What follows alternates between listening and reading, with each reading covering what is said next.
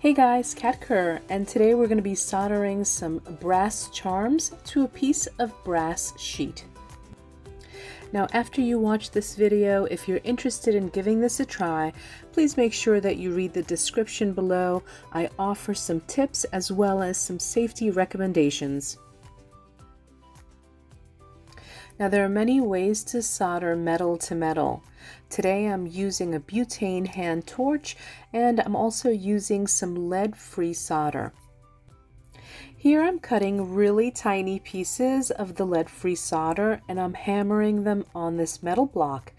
The reason I'm doing this is because it makes soldering a lot easier than trying to use the solder from the roll. They're just little tiny pieces, the smaller the better, and you'll see why in just a bit. Now in order to get the solder to stick to the metal, we need to use some flux. And today I'm using classic 100 gel flux. I'm putting it in a small cup and I'm going to use a disposable brush to apply it to the metal.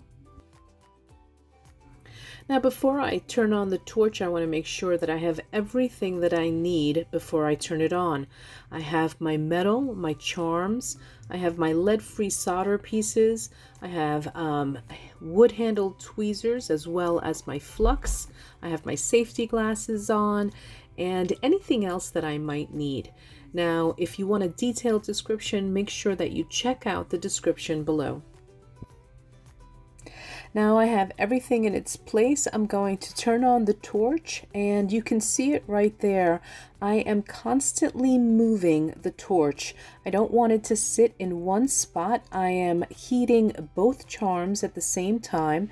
And once I've done that for a couple of seconds, I move the torch aside and I add some flux, and then I continue to heat it, and then I pick up a piece of solder and place it onto the charms.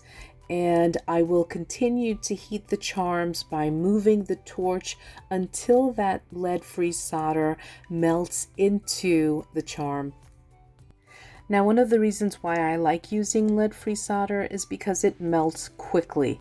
And so after just moving that torch around for a couple of seconds, you're going to see that the solder is going to get a little shiny and then it's going to melt. And so here's a close-up. Check out that butterfly. There it goes. It just melted, and now the key is going to melt in just a matter of seconds. Just always keep that torch moving so that you're not burning your metal or your solder. Next, I'm moving on to the brass sheet, and I'm heating it up the same way I did with the charms by moving the torch over it and constantly moving it around it. And then I add some flux, because remember, the charms are only going to stick to your metal if you have flux, and I will continue to heat that until I remelt that solder on the back of that butterfly and it sticks to the other piece of metal.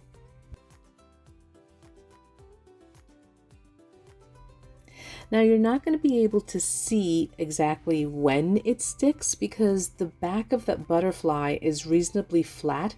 However, you will be able to see it with the key.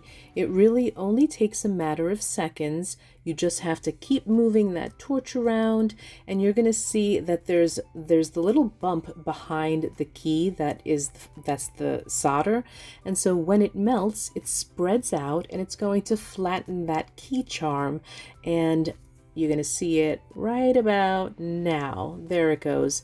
Now it also moved the charm as it melted, and this is the reason why you want to cut those pieces of solder as small as you can get them, because you're going to see that you can see some of that solder kind of on the edges of that key, and it's a silver color, and so you really don't want that. You want to make sure that you cut your little pieces of solder as small as you can get them so that you don't see any of that silver behind the charm.